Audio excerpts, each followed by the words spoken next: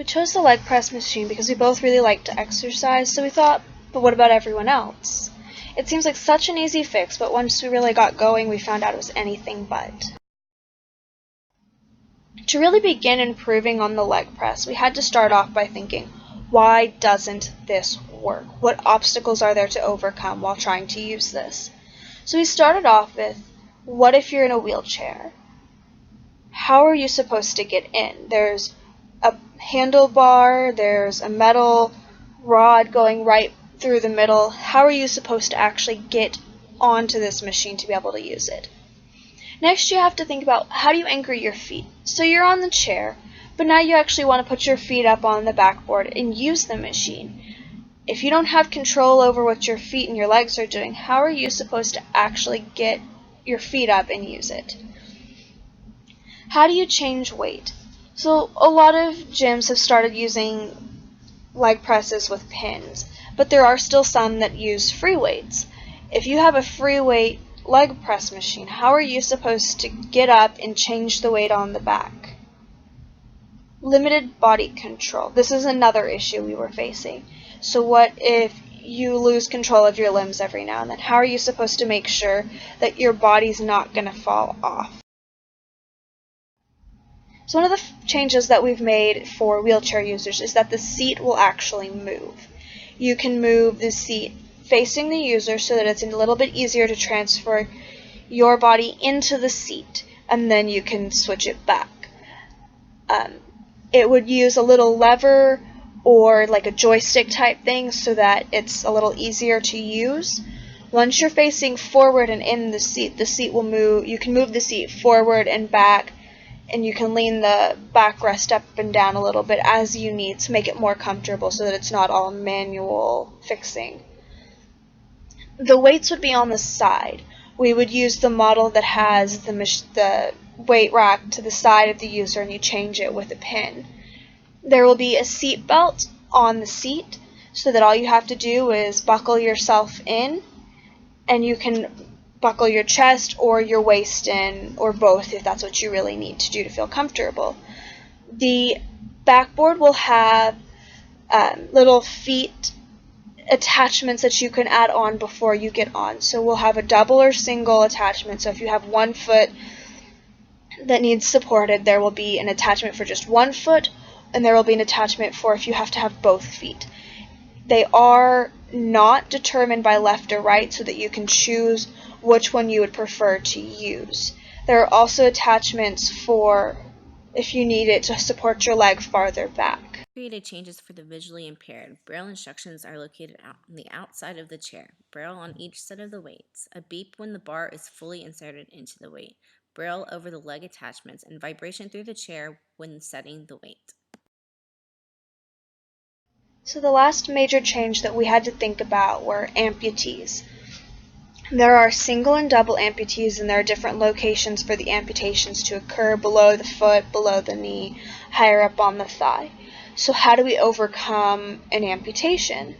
Well, as I mentioned before, there will be foot strap options so that you can support your feet. There is actually an option for those with amputations. So we would prefer that you would use your prosthetic instead of one of our attachments, although if that's not what you're comfortable with, we do have an option. There is a boot, and you would put the stump of your leg into the boot, and you can adjust the height of where your stump is in the boot as you need so that it's more even with your other foot, and that way you can actually use it.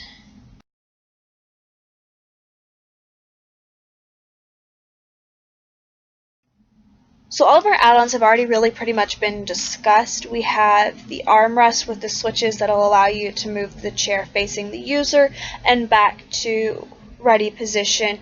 You can also move it forward and back as you need so that you're comfortable. There will be easy to understand instructions on front place cards, and there will be an option for Braille users onto the side.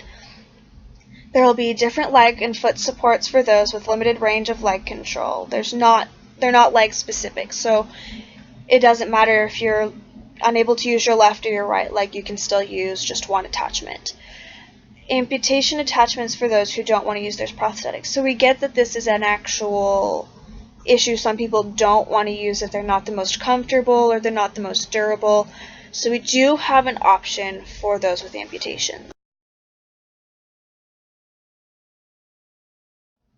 So unfortunately, neither of us are very good at actually drawing pictures so that you can see what this wants to do, and without actually sitting down and spending way more time than we have on making a 3D version of this, we kind of just put my rough sketches. So if you'll bear with us, as you can see, the first one is for just a single leg. It's if you need some foot support.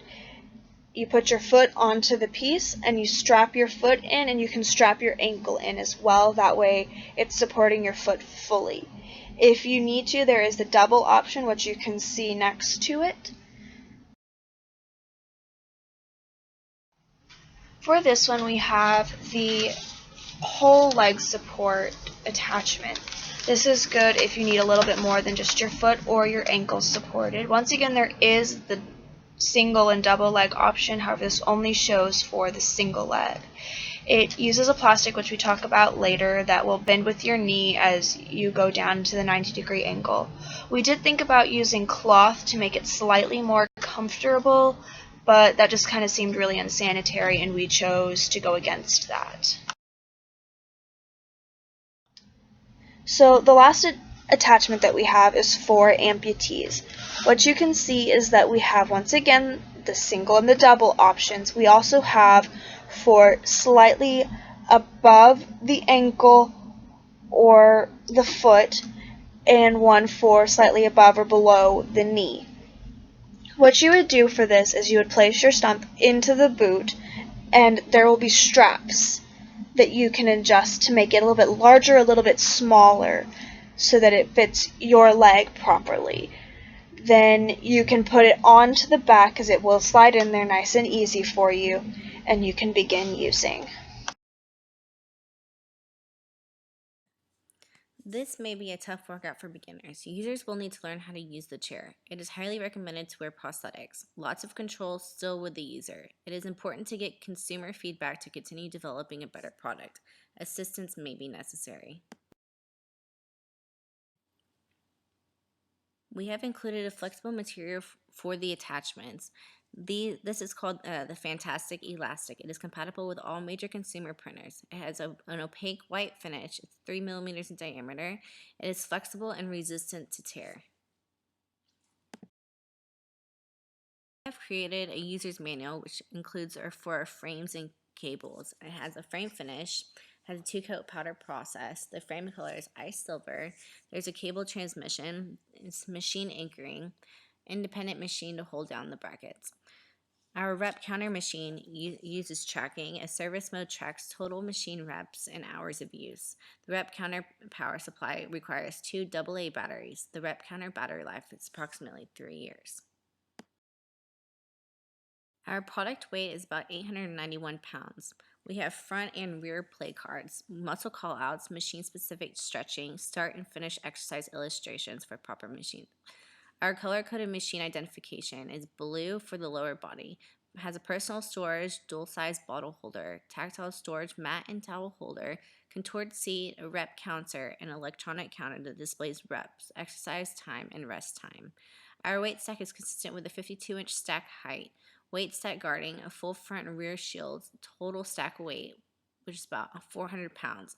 Weight plate increments is 20 pounds. An increment weight system is 5 pounds, 10 pounds, and 15 pounds. The leg press machine is a large non-skid foot plate that accommodates users of all sizes.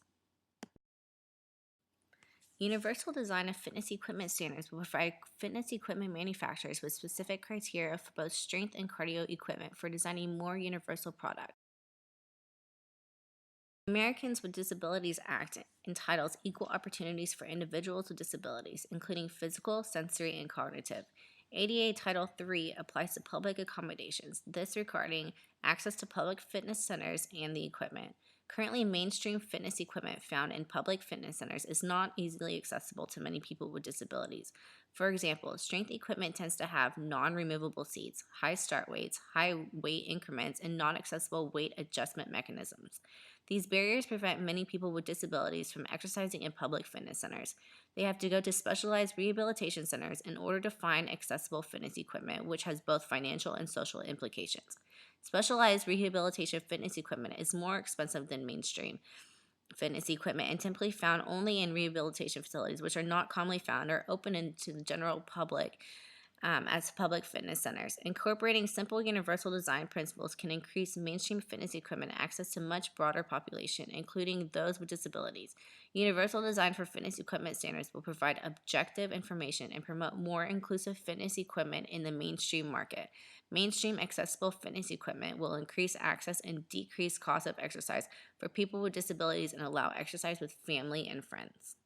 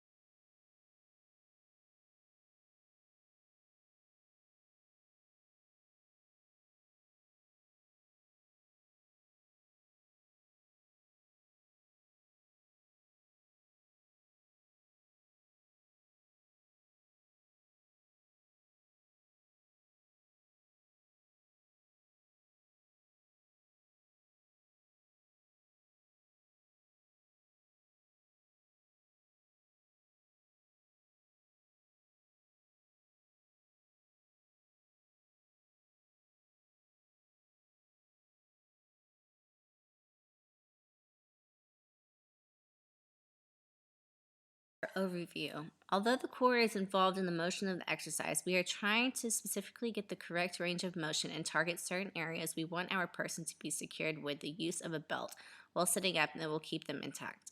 We wanted the boot to fit securely with each person's prosthetic so that they are getting the full range of motion and really targeting the specific muscles of the legs.